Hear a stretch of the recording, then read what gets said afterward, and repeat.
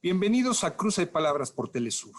Soy Luis Hernández Navarro y para conversar sobre los 25 años de la firma de los acuerdos de San Andrés entre el gobierno federal y el Ejército Zapatista de Liberación Nacional sobre derechos y cultura indígena, está con nosotros la abogada y académica Magdalena Gómez.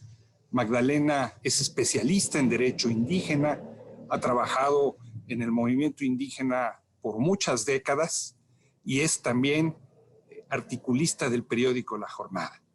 Magda, muchas gracias por estar con nosotros en este cruce de palabras. Muchas gracias por la invitación. Pues comencemos desde el principio, sobre todo pensando, digamos, en nuestra audiencia fuera de México. Se cumplen 25 años de los acuerdos sobre derechos y cultura indígena firmados en la comunidad de San Andrés. Cuando hablamos de esto, ¿a qué nos referimos? Bueno, nos referimos a un proceso inédito. Esto es muy importante enfatizarlo. ¿Por qué lo decimos inédito? Porque creo que ya en la región, en América Latina, todos y todas conocemos o tenemos noticia por lo menos del levantamiento zapatista del 1 de enero de 1994, con un alto componente de participación indígena, casi masivo, contundentemente indígena. Bueno, este levantamiento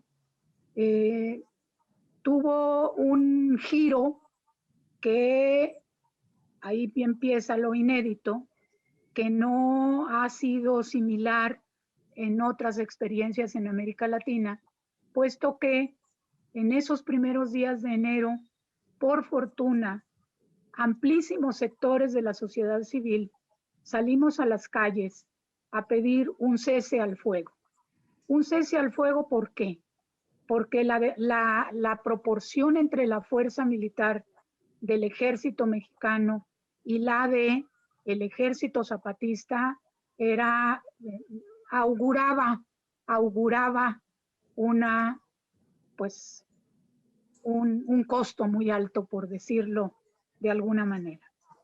El 12 de enero, ¿sí? Finalmente el entonces presidente de la República, debido a la fuerte presión social y a la noticia que corrió en todo el mundo de que había un levantamiento zapatista indígena, con todas esas presiones, decidió el cese unilateral al fuego. Primer dato inédito, un levantamiento y un conflicto armado y un enfrentamiento que duró 12 días.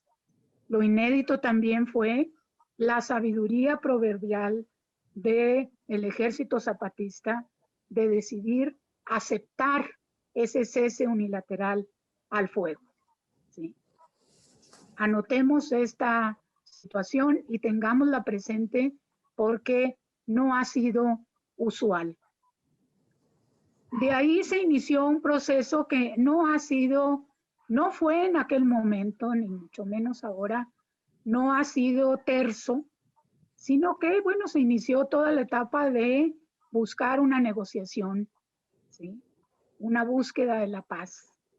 Sin embargo, los acontecimientos en el país en ese año dieron al traste con los primeros inicios, los primeros diálogos con el ejército zapatista. Hablando de asesinatos políticos. El asesinato del candidato del PRI. Etcétera, etcétera. La crisis económica de Luis Donaldo Colosio. Entonces todo 94 quedó en un impasse a partir de marzo con este crimen que trajo muchas consecuencias y que además era un año electoral, en fin, tremendo. Pero finalmente el nuevo presidente de la República, que fue Ernesto Zedillo Ponce de León, inició su gobierno con ese pendiente, vamos a decir, con el pendiente de continuar la búsqueda de la paz o del diálogo con el Ejército Zapatista de Liberación Nacional.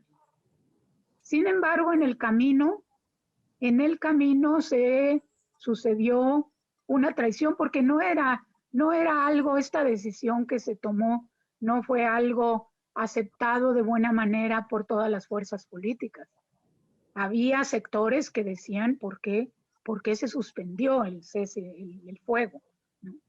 En este contexto y contradicciones internas se dio lo que le llamamos la traición del 9 de febrero de 1995, donde de pronto el ejército se echó a andar al ejército contra el zapatismo y contra concretamente todos los dirigentes a los que pretendían aparentemente meter a la cárcel. En fin, otra gran crisis en la cual de nueva cuenta la sociedad, ya no solo otra vez la mexicana, sino de muchos países, repudió esa traición. Bueno, esa traición se trató de paliar con un mes y medio casi después, con la emisión de una ley de emergencia, la Ley para el Diálogo, la Conciliación y la Paz Digna en Chiapas, así se llama, sigue vigente, del 11 de marzo de 1995. A partir de esa ley se reconocía al ejército zapatista, ¿sí? Se reconocían las causas justas que dieron origen al levantamiento, se planteaba una estructura para un diálogo y se decía que ese diálogo se iba a mantener mientras se mantuviese también el cese al fuego.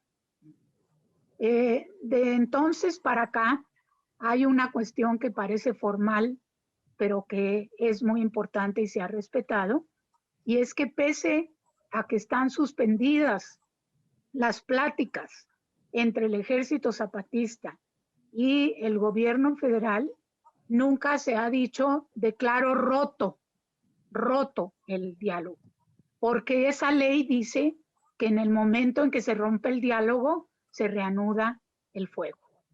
Bueno, esa es una situación que está ahí y que está ahí, pero que la fuerza del zapatismo internacional incluso impide que se le hubiese ocurrido a alguien arremeter militarmente de manera abierta, porque le han hecho provocaciones contra el ejército zapatista. Bueno, esa ley fue el marco para sentar un proceso de diálogo, entonces. Así es. A partir de ello, se estableció esa estructura donde se nombró una comisión para el diálogo gubernamental, se creó una comisión que se llamó de Concordia y Pacificación con legisladores de todos los partidos y una comisión de mediación, de intermediación, ¿sí? Y ahí se organizó una estructura, una agenda de diálogo que tenía diversas mesas, pero que se empezó por la de Derecho y Cultura Indígena, que era la mesa 1 y se convirtió en la mesa única en los hechos. Estamos hablando, Magda, de un proceso en el que participan no solo los zapatistas, sino también asesores e invitados por el zapatismo. Justamente siguiendo el hilo de lo inédito, aquí viene el otro gran elemento inédito, y fue que el ejército zapatista decidió que no se iba a sentar él a dialogar con el gobierno, a hablar en nombre de todos los pueblos del país. Invitó a todos los pueblos del país, a todas las organizaciones, a que se sentaran a la mesa a dialogar con el gobierno, a plantear sus demandas. Esto no había sucedido nunca en la historia de nuestro país y no ha sucedido. Y pongo, para enfatizar lo inédito, pongo un ejemplo de nuestra región. Guatemala, nuestro vecino país, tras 30 años de lucha armada, ¿sí?, en un proceso de diálogo, ahí sí los comandantes se sentaron a hablar a nombre del pueblo. los pueblos indígenas y las organizaciones de la sociedad en Guatemala, al margen de la mesa del diálogo, hicieron unas propuestas, un documento, y yo recuerdo que las pláticas se desarrollaban acá en nuestro país, en México. Yo recuerdo que vino un compañero indígena que yo conocía y me llamó, me dijo, vine a hablar con los del diálogo, y me puse muy contenta y le dije, ¿ya van a participar? Y me dijo, no, vine a entregar el documento. Entregaron un documento y se regresó a su país. Nada más para que veamos el contraste de la decisión, la magnitud de la decisión de el zapatismo de cederle la mesa a los pueblos. Esto tiene que ver con el significado y la raigambre de los acuerdos que resultaron de este diálogo.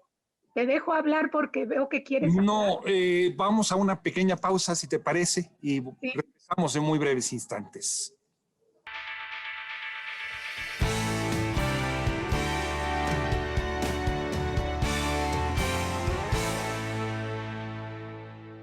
Estamos ya de vuelta en este cruce de palabras, conversando con la abogada especialista en Derecho Indígena, académica de la Universidad Pedagógica Nacional, Magdalena Gómez, sobre los 25 años de la firma de los acuerdos de San Andrés sobre derechos y cultura indígena. Antes de la pausa, Magda, nos hacías un relato sobre el contexto general que permite arribar a la discusión sobre los derechos y cultura indígena, con la participación de los representantes de todos estos pueblos, de académicos, de periodistas, etcétera, etcétera. ¿Qué fue lo que finalmente se acordó en esa mesa? Bueno, como el tema de la mesa, como habíamos señalado, era derechos y cultura indígena, es importante decir que para ese año, para 1995, porque los acuerdos se firmaron el 16 de febrero del 96, pero inició en septiembre del 95 este proceso de las mesas de diálogo y toda esta cuestión. Entonces, para ese momento, para 95, en América Latina ya existía algunos reconocimientos de derechos indígenas, ¿sí? Algunos reconocimientos importantes. Fue pionero Brasil en 1987, Colombia en 1991, con todo un capítulo en su nueva constitución, también en contexto de búsqueda de paz, etcétera, etcétera. Ya había sucedido el famoso quinto centenario, donde los estados se sentaron a la mesa con el gobierno de España, en algo que le llamaron Encuentro de Dos Mundos, a festejar los 500 años. Los pueblos, ni en México ni en América Latina, habían festejado con los estados. Los pueblos acuñaron en el Encuentro Continental de Pueblos de Resistencia, acuñaron la consigna: si como indios nos dominaron, como indios nos liberaremos. O sea, ya había, y es importante considerarlo porque las organizaciones que llegaron al diálogo ya tenían una postura, ya sabían que buscaban la autonomía, la libre determinación, ya sabían que era importante detener toda la embestida de los estados en despojo de sus territorios.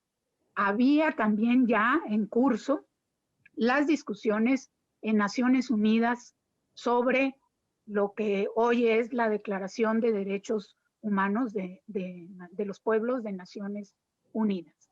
Ya también se había ratificado el Convenio 169 en nuestro país. Es decir, había un marco jurídico, no tenía que inventarse el gobierno derechos, pero aún así no los quería reconocer. Pero tenía un interlocutor indígena informado, beligerante y claro en sus demandas. No fue fácil esos meses, esos diálogos, no los podemos reconstruir acá, no fue fácil. Uno nada más con que haga revisión hemerográfica se encuentra declaraciones gubernamentales de autonomía por nada del mundo, nada de eso. Sin embargo, ¿qué resultó? Me decías, ¿qué resultó? Resultaron unos acuerdos en los cuales fueron encabezados con una leyenda que decía propuestas que se llevarán a las instancias de debate y decisión nacional. Con esa frase, el gobierno creía que le había hecho la gran trampa al ejército zapatista y a los pueblos indígenas. ¿Sí? Con esa frase. Estaban muy contentos. Pero los pueblos indígenas, ya sabemos, los pueblos originarios han adquirido una sabiduría de la cual tenemos que aprender siempre. Los pueblos le dieron un regalito el día de la firma de los acuerdos de San Andrés Larráinzar al Estado mexicano. Andaba de gira el presidente de la República en Europa, invitaron a diplomáticos para que presenciaran la firma y que se fuera el cable a Europa de la firma de los comandantes zapatistas con el gobierno, pero resulta que los comandantes zapatistas, la mañana del 16 de febrero, le avisaron al gobierno que sí iban a firmar, pero desde su cuarto, de su sala de reuniones, no tenían que firmar codo a codo para la foto con el gobierno federal. La molestia con esto fue tremenda. Las llamadas urgentes a los diplomáticos que ya estaban en San Cristóbal de las Casas a decirles no lleguen porque no va a haber foto. Digo, no le decían así, pero era la traducción. Fue tremenda. Ese clima fue premonitorio para lo que es el desenlace después de estos 25 años. ¿Se han cumplido esos acuerdos, Magda? No se cumplieron, no se han cumplido, se ha buscado distorsionarlos a grandes rasgos porque estamos ya presionados. Sí. Te diría, en 1996 se firmaron, entre el 96 y 2000, crisis en Chiapas, agresiones, la masacre de Acteal, etcétera, etcétera. Pero vino un cambio de gobierno en nuestro país, donde resulta que ganó un partido distinto al oficial, al Partido Revolucionario Institucional, y este partido, Acción Nacional, el presidente Vicente Fox, muy dicharachero, dijo que en 15 minutos resolvía el asunto. El EZLN debe haber analizado mucho y decidió entrar a la posibilidad de reanudar el diálogo y marcó condiciones. Y una de las condiciones era que se cumplieran los acuerdos de San Andrés. Hizo que se retirara el ejército, que se liberara a los presos. Hizo una marcha por todo el país, la Marcha del Color de la Tierra, que fue una virtual ratificación de los acuerdos de San Andrés. Mostró el puño y la fuerza de los pueblos para que se cumplieran esos acuerdos. El 11 de marzo se reunieron en el Zócalo de la Ciudad de México los pueblos indígenas de todo el país al terminar esa marcha. También otro elemento inédito. Cuando hemos visto en el Zócalo de la capital una concentración masiva indígena.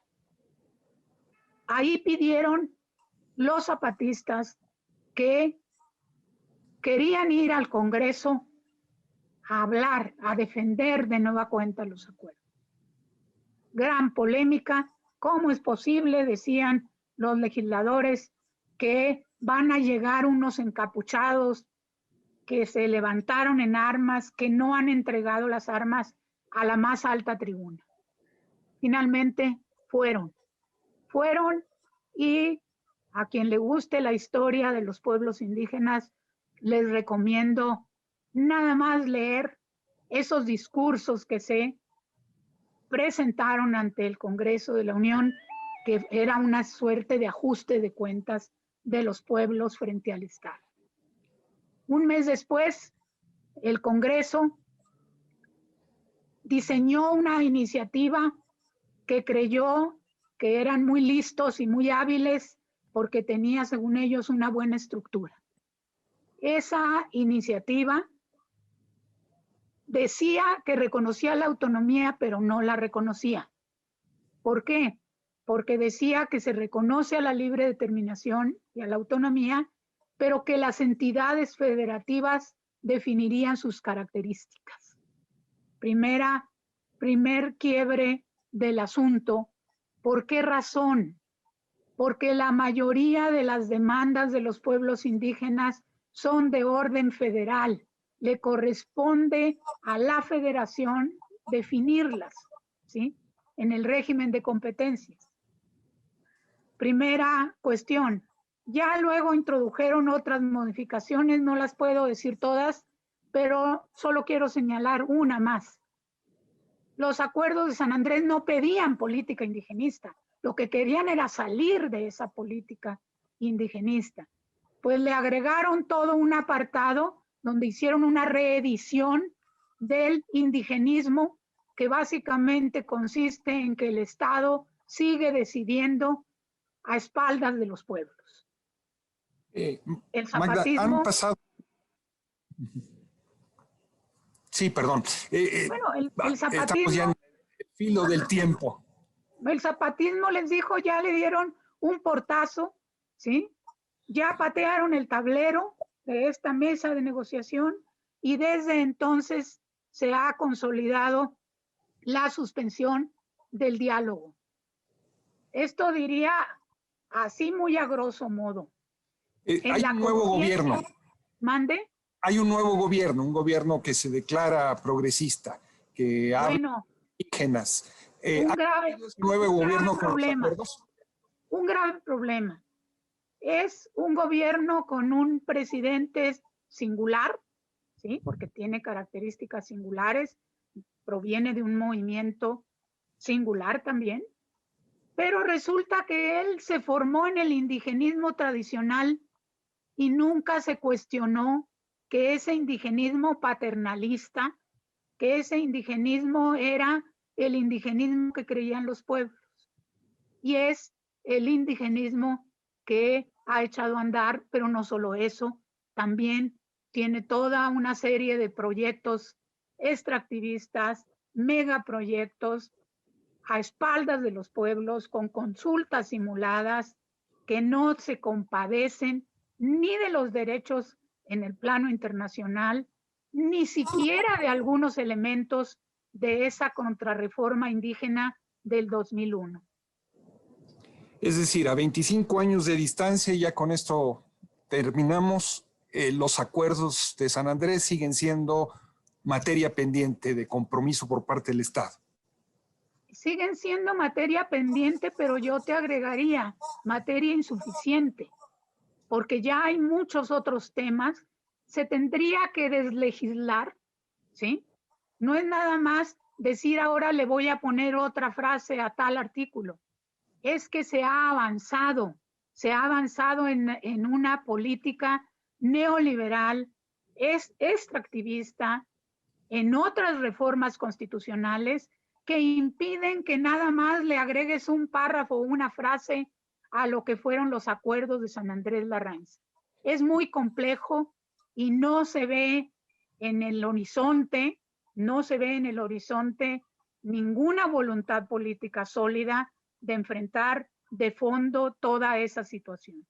Magdalena Gómez, muchísimas gracias por estar con nosotros en este cruce de palabras y por resumir en estos minutos 25 años de historia por lo menos. Gracias a ti, Luis, y a Telesur. Ustedes, amigos, amigas, muchas gracias por su amable compañía el día de hoy. Ya saben, los esperamos la semana que viene aquí por Cruce Palabras por Telesur. Hasta la próxima.